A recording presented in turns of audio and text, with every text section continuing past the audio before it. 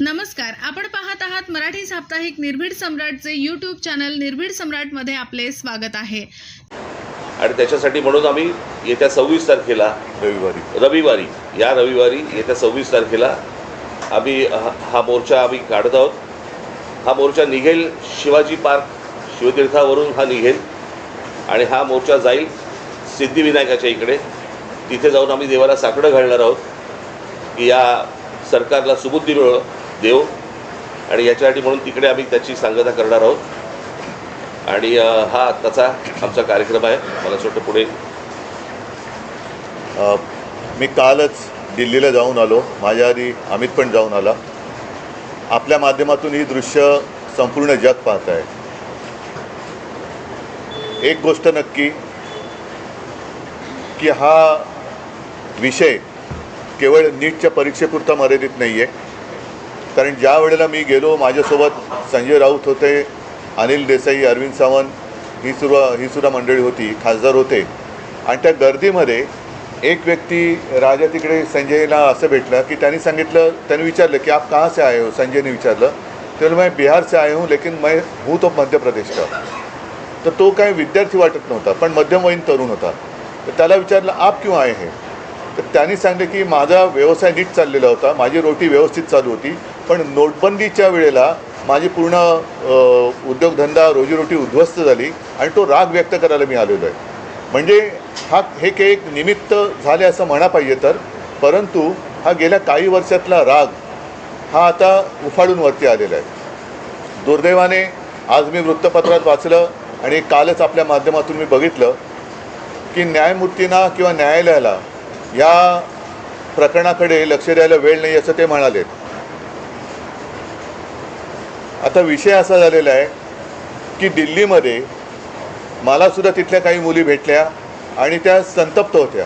त्या सांगत होत्या की आमचे कपडे फाडले गेले, वाटेल तसं मारलं गेलं, काही ठिकाणी तर लाठ्या काठ्यांना खिळे लावून, गजलेले खिळे लावून मारलं गेलं, डोकी फोडली गेली। आणि काल एक व्यक्ती जी महिला म्हणजे मुलगी जी अत्यवस्थ होती, मला कल्पना नाही, आता तिचं येता वाचलं की आता आहे की नाही मला माहिती नाही आहे। तर एक असे अत्याचार वाढत चाललेले आहेत। न्यायालयाला कबूतर, कुत्रे यांच्याकडे लक्ष द्यायला वेळ आहे, पण कॉक्रोचकडे लक्ष द्यायला वेळ नाही, हे दुर्भाग्य आहे। आणि देशाची परिस्थिती आता अशी झाली का, आणि न्यायालयाची परिस्थितीसुद्धा अशी धृतराष्ट्रासारखी झाली का, म्हणजे द्रौपदीने धृतराष्ट्राकडे न्याय मागण्यासारखं झालेलं आहे। आता मधल्या काळामध्ये चंद्रचूड यांनी न्यायालयाच्या न्यायदेवतेच्या डोळ्यावरची पट्टी काढली होती, ती न्यायदेवतेने परत पट्टी बांधली आहे का आणि कशासाठी बांधलेली आहे। हे एकूणच जे चाललेलं आहे हे सरकार आता कोणाला आपलं वाटतं असं दिसत नाही आहे। कारण मी ज्या वेळेला तिथे पोचलो तेव्हा जसं आत्ता राज म्हणाला की आता विषय केवळ धर्मेंद्र प्रधान यांच्या राजीनाम्यापुरता नाही, तर ह्या मुलांना, या विद्यार्थ्यांना आता हे सरकार नकोसं झालेलं आहे। हेच विद्यार्थी होते, हीच मुलं होती ज्यांनी अच्छे दिन याची अपेक्षा करत ह्या सरकारला निवडून आणलं होतं, पण हे सरकार निर्दयीपणाने वागते। पंतप्रधानांनी आज ते काय ट्विट केले, कारण म्हणजे त्यांनी जाऊन बोलायला काय हरकत नव्हती। म्हणजे याच्यामध्ये कमीपणा बाळगण्याचं काही कारण नाही आहे। आपली मुलं आहे, आपली जनता आहे, यांच्याबरोबर चर्चा करायला कमीपणा वाटण्याची गरज नाही आहे। पहिल्या दिवशी जर का सरकारने यांच्याबरोबर चर्चेचे दरवाजे उघडले असते किंवा पहिल्या दिवशी जर का यांना बोलवलं असतं तर ही इथपर्यंत वेळ वाढली नसती, एवढी हे आंदोलन ताणलं गेलं नसतं। लोकांना आज व्यक्त व्हायचं आहे, इतके वर्ष साठलेला राग, असंतोष हा उफाळून वर आलेला आहे आणि त्याला एक वाट करून देण्याचा आम्ही प्रयत्न करतो आहे। ही वाट करून देत असताना सर्वांना सांगतो की कोणीही, कारण बरेच जणं या असंतोषाच्या ठिणगीला वेगळं वळण लावण्याचा प्रयत्न करत आहेत। मग पोलिसांवरती हल्ले करण्याचा प्रयत्न करत आहेत, काही गुंड म्हणजे सिव्हिल ड्रेसमधले लोक, यांच्यात पोलिसांच्या लाठ्या यांच्या हातात कशा आलेल्या आहेत, मग त्यांच्या तिकडे नावाची पट्टी पण नाही आहे, काही कपडे त्यांचे पोलिसांचे नाही आहेत। म्हणजे हे गुंड, आता माझं मग असं म्हणणं आहे की हे आंदोलन मोडायला पाकिस्तानमधून गुंड भाजपने आणलेत का, कारण यांची काय ओळख पाळख काही नाही आहे। त्यांना ओळख विचारलं तर सरळ ते काही त्यांच्या निर्विकार चेहऱ्याने ते आपले बघतात लोकांकडे, काही त्यांना पडलेलं नाही आहे। ना मुलांच्या व्यथेची त्यांना जाणीव आहे, ना त्यांच्या वेदनेची त्यांना जाणीव आहे।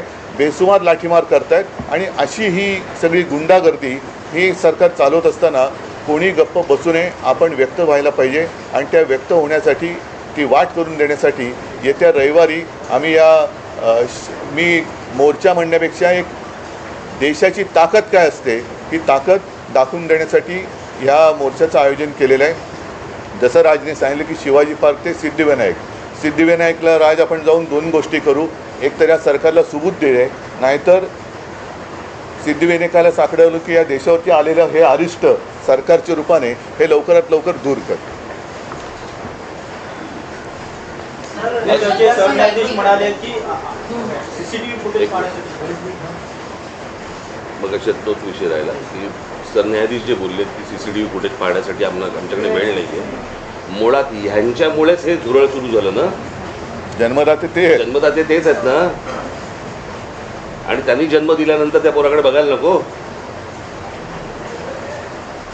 मी महाराष्ट्रामधले पोलीस ह्या सर्व आंदोलनकर्त्यांना चांगलं सहकार्य करत आहेत. काही त्रास देत नाही आहेत. काही गोष्टी झाल्यात. माझ्याकडे आता एक व्हिडिओ आला आहे. मला असं वाटतं की मी तो आता मुंबई पोलीस कमिशनरांना देखील पाठवलेला आहे.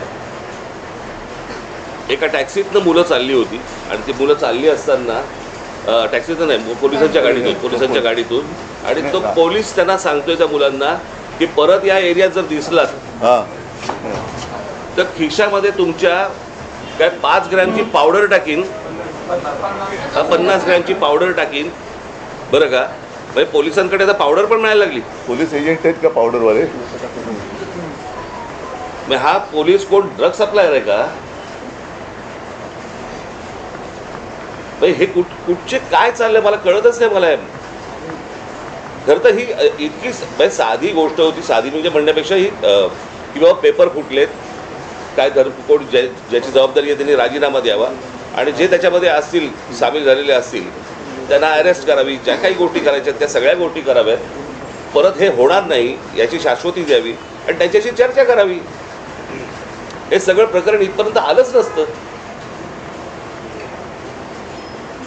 बोला. यात एक प्रश्न असा आहे की नाही दिनेश एक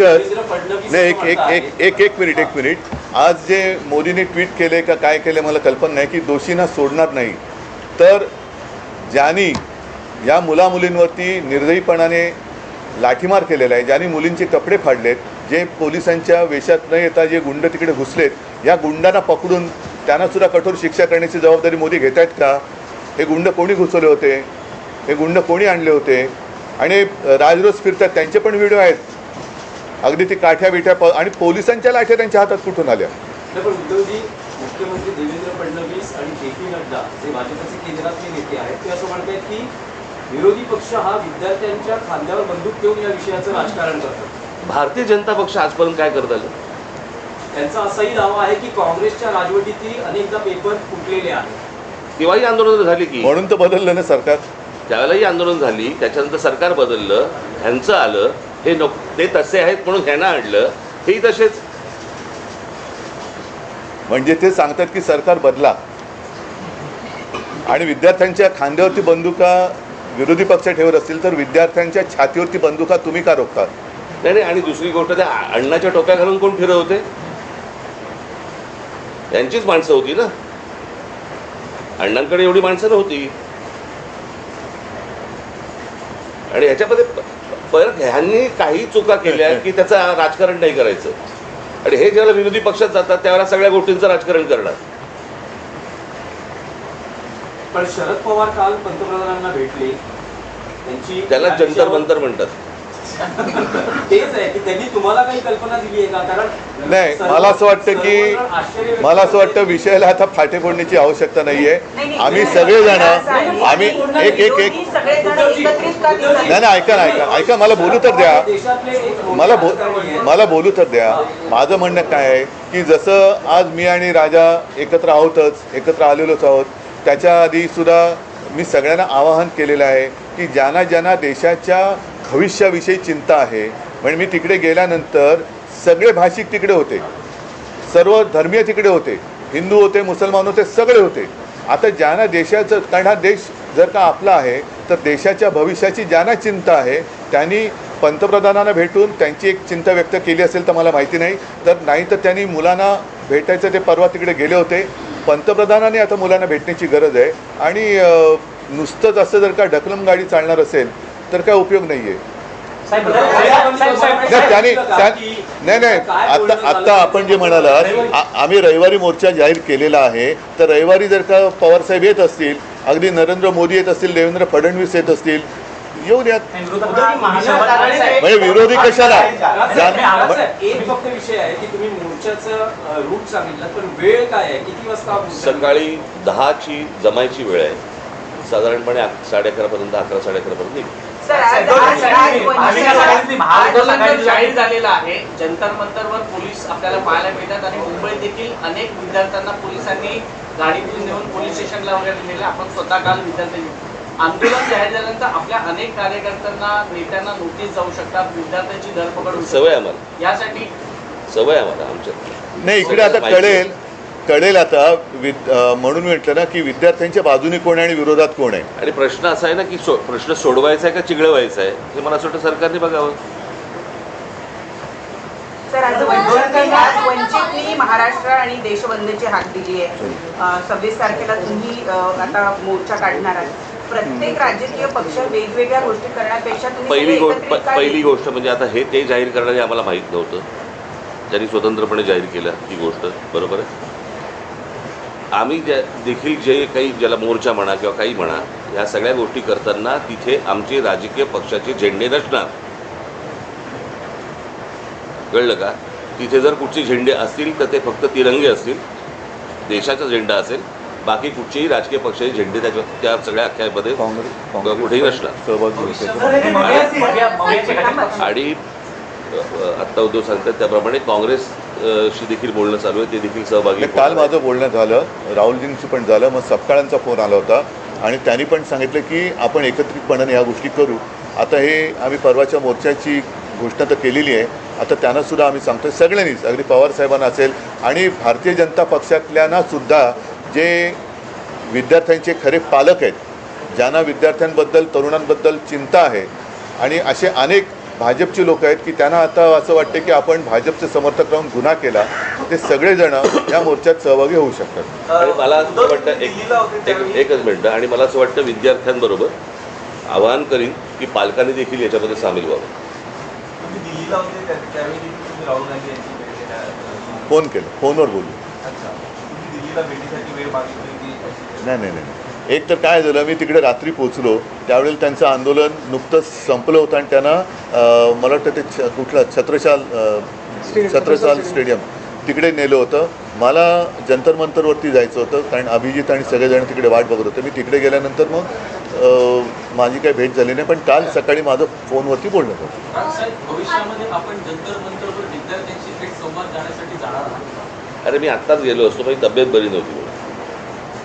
नाही, दुसरा मुद्दा काय माहिती आहे ना, जंतर मंतरवरती एक केंद्रबिंदू झालेला आहे, पण हे आता पूर्ण देशाची भावना आहे. म्हणून मी जे म्हटलं ना की एक राष्ट्र एक भावना, जो जिथे जिथे आहे तिथे त्यांनी या गोष्टीचा विरोध व्यक्त केला पाहिजे. सगळेजण काही जंतर मंतरवरती पोहोचू शकतात, जाऊ शकतात आणि जाण्याची गरज आहे असं मला वाटत नाही. आज ग्रामीण भागात सुद्धा आंदोलनं होत आहेत, राज्यातल्या आणि देशातल्या अनेक शहरांमध्ये ही आंदोलनं होत आहेत. विद्यार्थी झुंडीच्या झुंडीने बाहेर पडत आहेत. आणि कालच एक मी व्हिज्युअल बघितलं की एक तरुणी त्या पोलिसांच्या गाडीसमोर एकटी उभी राहिली होती, इथेच बाजूला. ही तरुणांची ताकद आहे. ज्या ताकदीला झुरळ समजलं जातं, त्या झुरळांच्या ताकदीला आता हे घाबरलेले आहेत.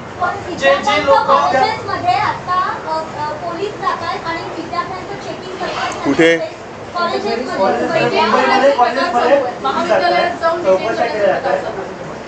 काय कसलं चेकिंग करतात?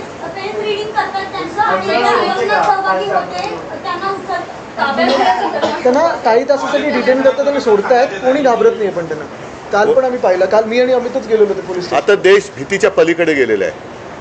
आणि काल सुद्धा मी तिथे ज्यांना भेटलो ना, एक तो तुमच्याच माध्यमातून बघितलं, तो एक मुलगा उभा आहे ना, मारो मारो मारो, तो नागपूरचा मुलगा आहे. तो भेटला मला, तो काय करतील मारून मारून, काय करतील, आणि असं जगून तरी काय फायदा. म्हणजे हे लोक आता त्या भीतीच्या पलीकडे गेले. त्याच्यामुळे चेकिंग, तुम्ही त्यांची मनं नाही ओळखली, शरीर किंवा कपडे चेक करून काय करणार, त्यांच्या मनात काय चालले ते ओळखा ना.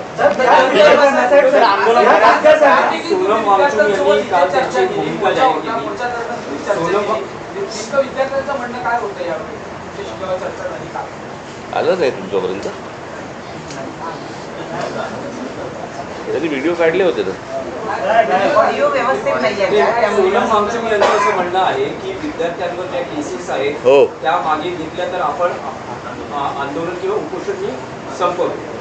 तुमचं विरोधी पक्षाचं काय म्हणणं आहे की याचा लॉजिकल एंड म्हणजे धर्मेंद्र प्रधान यांचा राजीनामा तेव्हाचे आंदोलन थांबेल, की सरकार असं म्हणते की चर्चा करायला या, लोकसभेत संसदेत यावर चर्चा होईल आणि त्यानंतर मग पुढचा निर्णय घेण्यात येईल. आता तिकडे Logical end काय? नाही बघा, आता प्रत्यक्षात तिकडे काय चाललंय, कारण मी मागे प्रेस कॉन्फरन्स घेतली होती. नाही, मी इथेच बोललो होतो, मला वाटतं की काही वर्षांपूर्वी म्हणजे 2018 साली एक जी डी अगरवाल नावाचे गृहस्थ होते, ते गंगेसाठी उपोषणाला बसले होते. सरकारने लक्ष नाही दिलं. 115व्या दिवशी त्यांनी प्राण सोडला. गंगा आणखीन वाईट झाली. म्हणजे करोनाच्या काळात तर मग गंगेमध्ये मृतदेह पण सोडले गेले. मी आज सरकार हे निर्दयी आहे.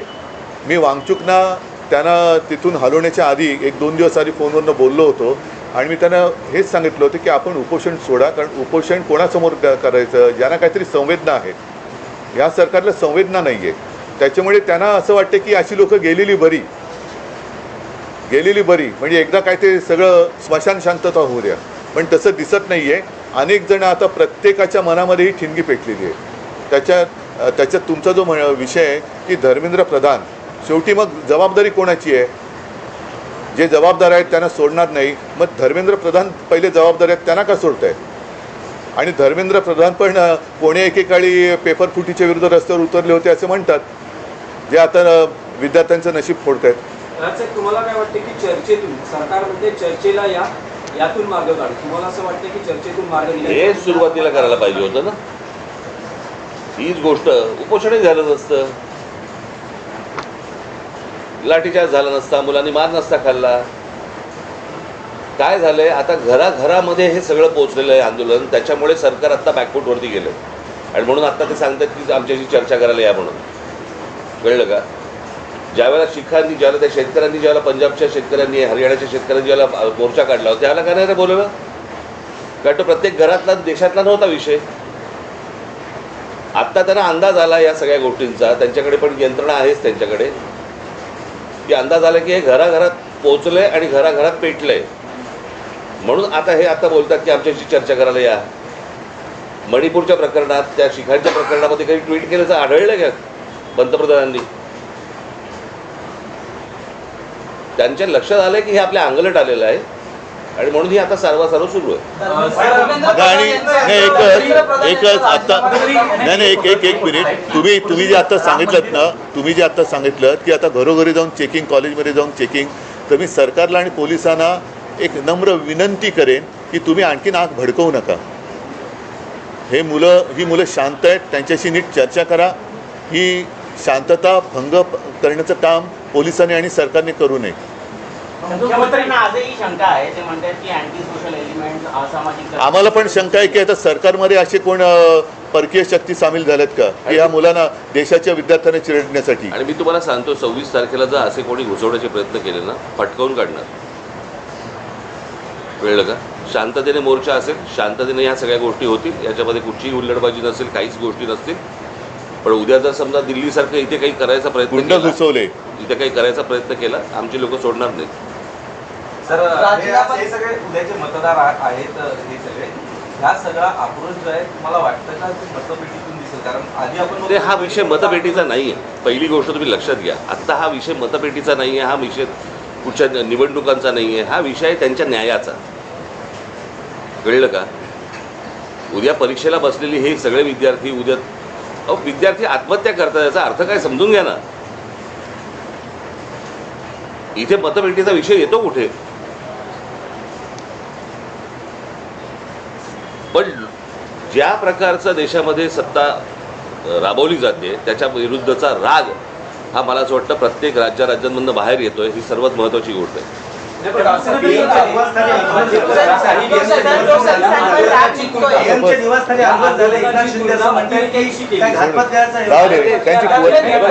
त्यांच्या विरुद्ध बघा, आंदोलनाची तुलना अतिरेक्यांशी केली. त्यांच्याबरोबर तुम्ही त्यांच्या विरोधात काही बोललात की तुम्ही देशद्रोही असता, अँटी नॅशनल कोणी असतात. केली कोणी केली अरे जाऊ दे रे, त्यांची कुवत आहे का? चल हम हिंदी में ये दोनों बात करेंगे, हिंदी इंग्लिश में ये दोनों बात